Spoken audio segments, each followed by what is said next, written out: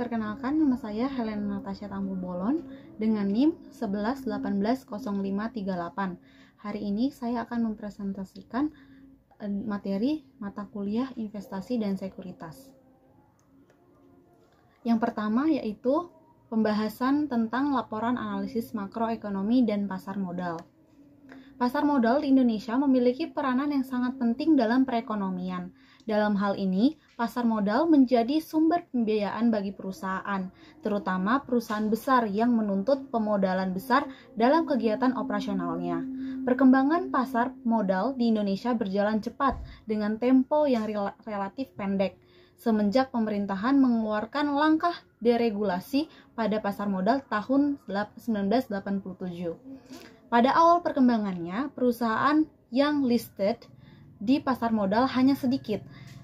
Hal ini dikarenakan masih tertutupnya perusahaan dan masih banyak perusahaan yang dimiliki perseorangan sehingga paham kekeluargaan masih diterapkan.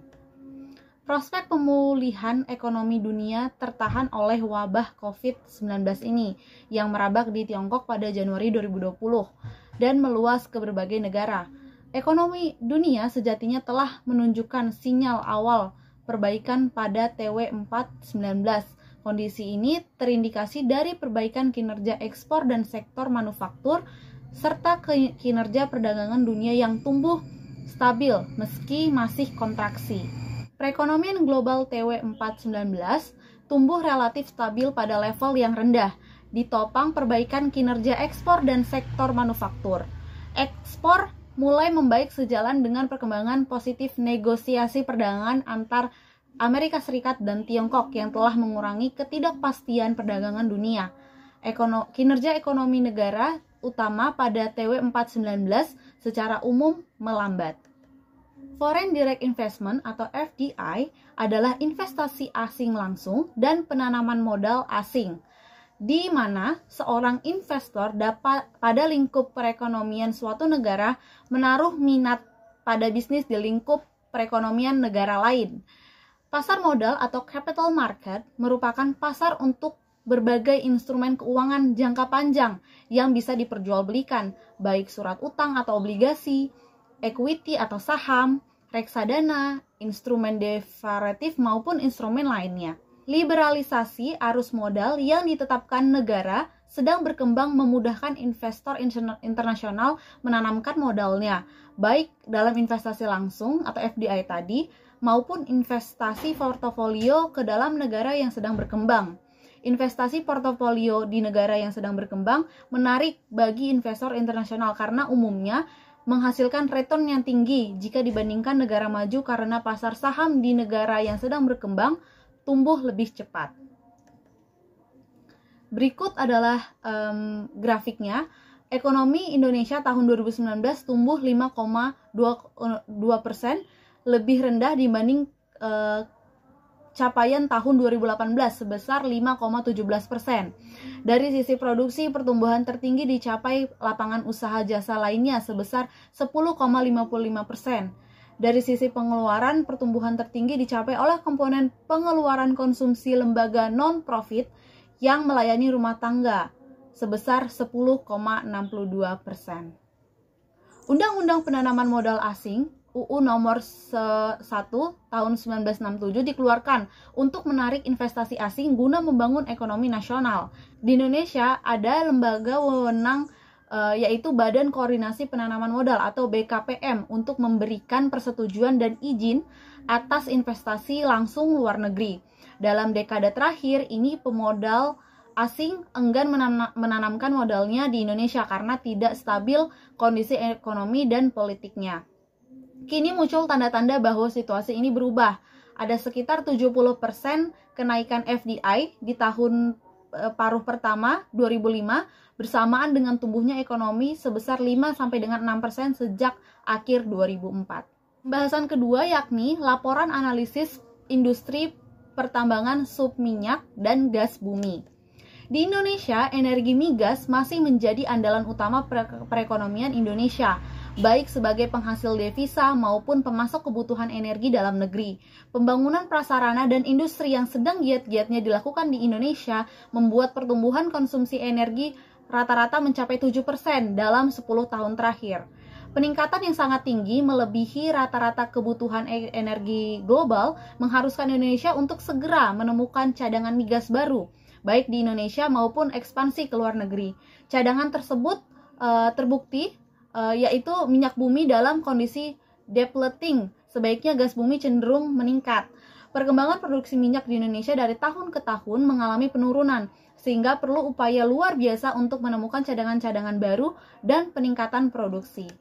Berikut adalah perusahaan sektor pertambangan yang terdaftar di BEI dengan subsektor minyak mentah dan gas bumi, yaitu berjumlah 10 emiten, seperti yang dapat dilihat pada tabel berikut.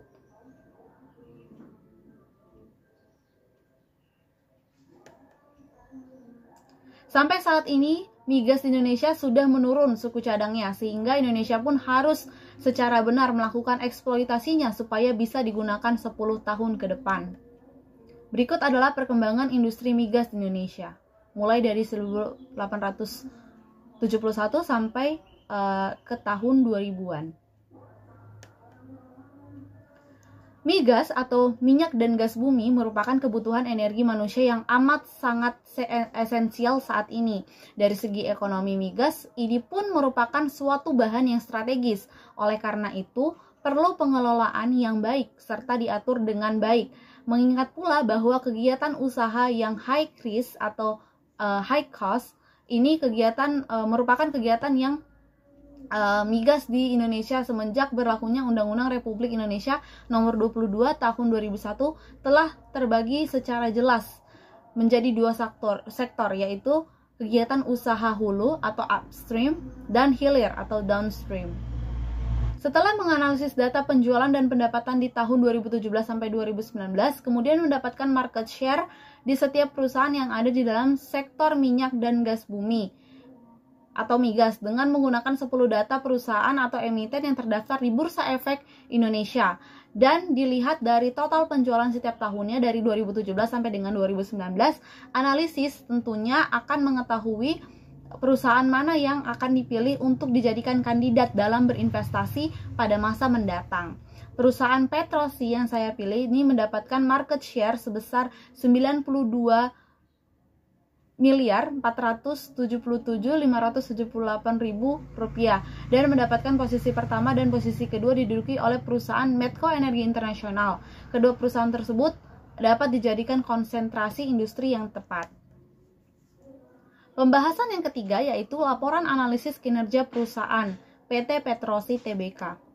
PT Petrosi Tbk didirikan berdasarkan Akta Pendirian Nomor 75 tanggal 21 Februari 1972. Visi perusahaannya ini menjadi salah satu perusahaan terkemuka yang menyediakan jasa di sektor pertambangan, minyak dan gas serta infrastruktur di Asia Tenggara. Misi perusahaannya ini yakni menyediakan solusi yang inovatif di sektor pertambangan, minyak dan gas, serta infrastruktur untuk menciptakan kepuasan bagi seluruh klien dan pemangku kepentingan. PT Petrosi Tbk merupakan perusahaan publik yang berdiri tahun 1972 dan bergerak dalam bidang jasa kontrak pertambangan, engineering, dan project management serta oil and gas service. Kantor pusat PT Petrosi Tbk saat ini terletak di Bintaro, Tangerang Selatan, Indonesia. Berikut merupakan nama pemegang saham pada PT Petrosi Tbk. Berikut adalah pengurus atau direksi dan pengawas atau komisaris dari PT Petrosi Tbk.